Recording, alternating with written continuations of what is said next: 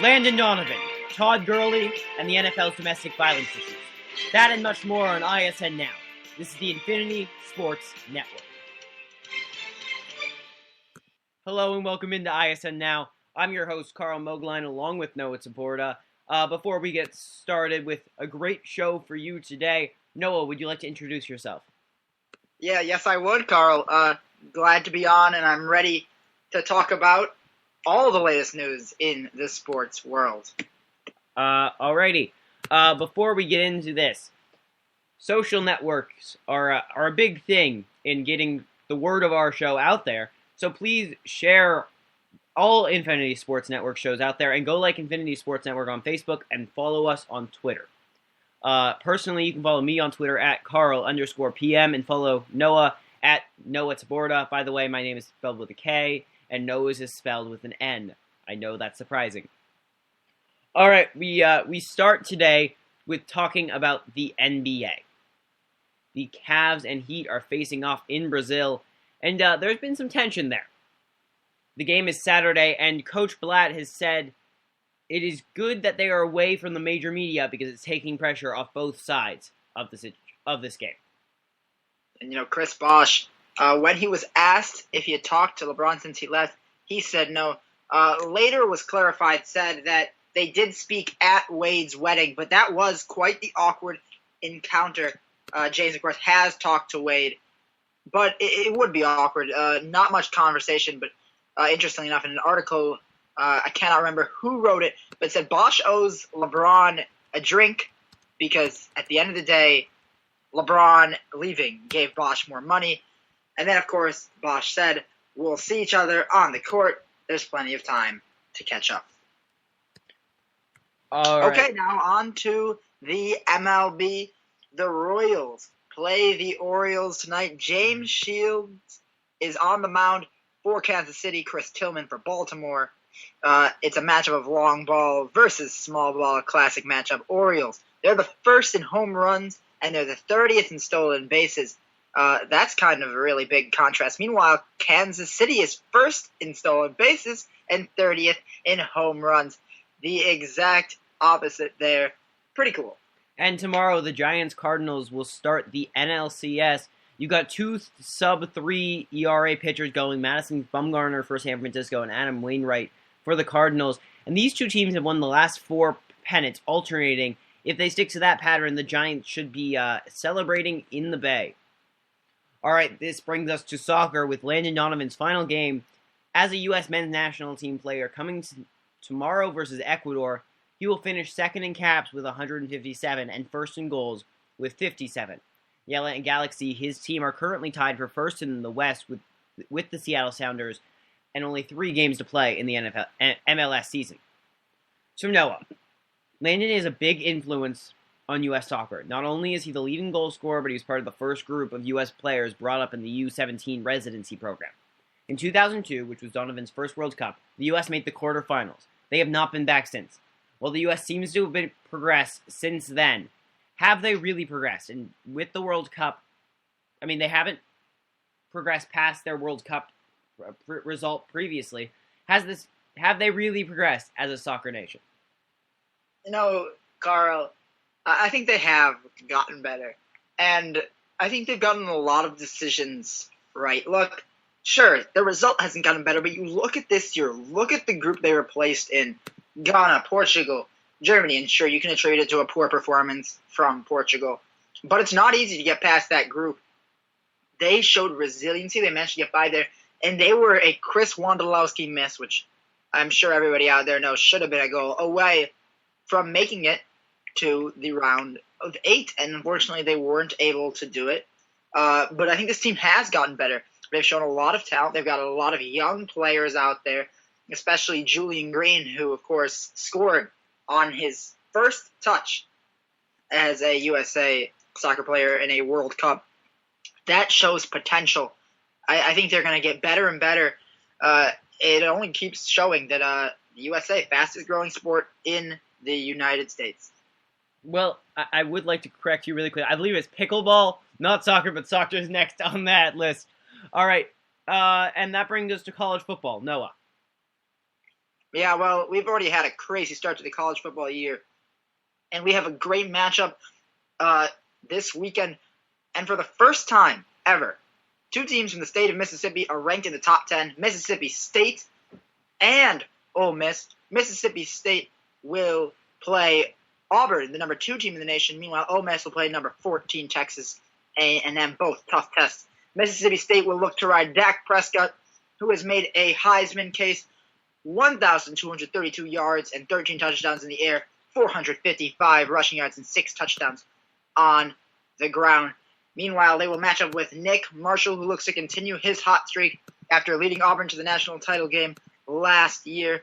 This game will be at 3:30 Eastern on Saturday. And then there's, of course, Ole Miss versus Texas A&M, another big matchup, Kenny Hill versus Bo Wallace. Look for both of these games to be very exciting. All right, thanks, Noah. And another big game, Oregon versus UCLA, also at 3:30 tomorrow. Both teams are looking to bounce back after losses. UCLA lost on a missed field goal to win it by their kicker, Kaime Fairbairn. They lost 30-28 versus Utah. And Oregon lost versus now number 10 Arizona, but previously unranked Arizona, 31-24. Both these teams have very, very weak offensive lines, and at least that's how it looks. So this should be an interesting matchup. All right. We move on in the college football universe. Yeah, and Florida. Big news out of there. Freshman quarterback Treon Harris.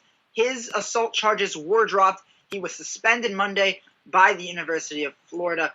He played his first game recently and led Florida back from the jaws of defeat to victory. We'll see how this story plays out.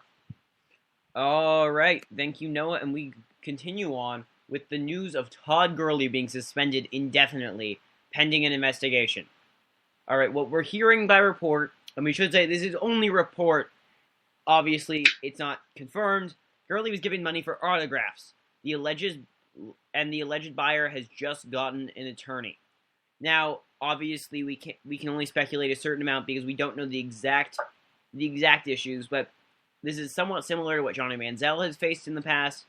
And you look at a very talented running back at Georgia. I mean, this is a guy who recently, him and Dak Prescott are the two that most people are saying are the Heisman favorites. So I've got a few questions. I've got 3 questions, Noah. My first is what are the effects on Georgia, and then my second is what are the effects on the entire college football landscape, specifically in the Heisman race. And then you go to his draft stock. Now let's start with the effects just on Georgia. Well, it's going to be a big blow to this Georgia football team. They have a first-year starter at quarterback, making it very difficult. Gurley is the heart and soul of that offense. Without a doubt, there's no way that they can have the same level of success without Gurley. He is the bell cow. He runs and pounds the ball. And as you said, Heisman frontrunner. You lose a Heisman frontrunner, no matter what team you are, you will feel the effects of it. You will not be the same team. And when you play in the SEC, losing a player of this level is killer. All right. This will mark the end for Georgia. It really could. I mean, they've already got a loss. And now when you look onto the Georgia schedule, the next Georgia, I mean, they barely beat Tennessee. They only beat Tennessee by 3 just 2 weeks ago. Now they face off against number 23 Missouri. I mean, then they've got Auburn later in the season. Luckily, after Missouri, they do have an easier stretch when they hit Arkansas, Florida, and Kentucky. 3 slightly weaker, very good football teams, but weaker than much of the SEC. So if they make it through this week, they should be all right for a few weeks until we see what happens to Gurley.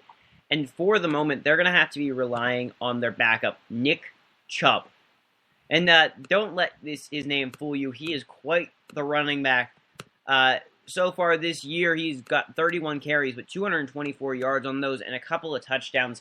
He should be able to pick up some of the slack, along with Sony Michael, who is another guy who's rushed for over 200 yards so far. He's averaging good yards per carry. We'll see how those two do. Obviously not Todd Gurley, but they do have a chance to fill some of the void behind them. Now we look at the SEC East now. The SEC East is an incredibly convoluted division. Currently, you've got Missouri leading them, who's already got a loss out of conference versus Indiana. We'll see how they hold up in conference. Then you've got Florida and Kentucky and South Carolina South Carolina already has 3 conference losses. I mean, there's just a lot of mediocre teams in this East compared to the West, where every single team in the SEC seems great. So my question is, without Todd Gurley, are they still contenders in the East? Say he's out for the entire year. Say they investigate and he broke all the NCAA rules possible. He's, never allowed to play NCAA football again. Can Georgia win the SEC East? And how many losses do you expect them to do it with? Well, I think there's without a doubt they can win it. But as if the SEC East wasn't already crazy enough, it's just been thrown into further chaos. It's going to be really tough. And I think the game that could end up determining who wins is Missouri-Georgia this week. That's a big matchup. Missouri picks up the win. They go to 2-0 in conference. They play who I think is the second best team right now in the SEC East. And then they only have to beat Florida. They've got Kentucky. Those games aren't easy, but Florida hasn't been amazing. And South Carolina was 3-3. This is key. I think if Georgia can pick up the win, I think they can still go on to win the SEC East and find themselves in the SEC title game. But if Missouri wins, I think Missouri goes on to win it. This is the game to watch. Yeah, and I mean, if Missouri wins it, then they've got a 2-game lead over Georgia. They've got a they've got a lead over almost everybody except for Florida, and Florida, I mean, they beat Tennessee 10-9. But I expect them to lose to LSU this week, and probably Missouri and Georgia after that. Florida does not look strong so far. So that's what we're looking at as the actual East. Now, when we look to the broader college football landscape, Todd Gurley, despite not being on a great team on Georgia, I mean, they're somehow ranked 13th, which I'm actually still a little bit confused by. I mean, they did get beaten by South Carolina, but South Carolina's now got 3 losses. They beat Clemson, who's on rank 2. I mean, all those wins that made them seem like a powerhouse team seem to be going away for this team. So when we look at Georgia and the future of Georgia football this year, is Todd Gurley? I mean, he was a Heisman candidate, and if he continued with this pace, he was likely going to win the Heisman. If he, say, misses the Georgia game, and then comes back and continues at that previous pace, does this 1-game suspension, in your mind, if you were a Heisman voter, affect your decision? Well, if it's a 1-game suspension, it might not as much. But look, Dak Prescott is going to go over to Auburn this week. He gets a win there. I think Dak Prescott takes over first place, and I think if he continues to play at this level, he goes on to win it. Unfortunately for Gurley, I think that this game could prove detrimental to his chances to win the Heisman.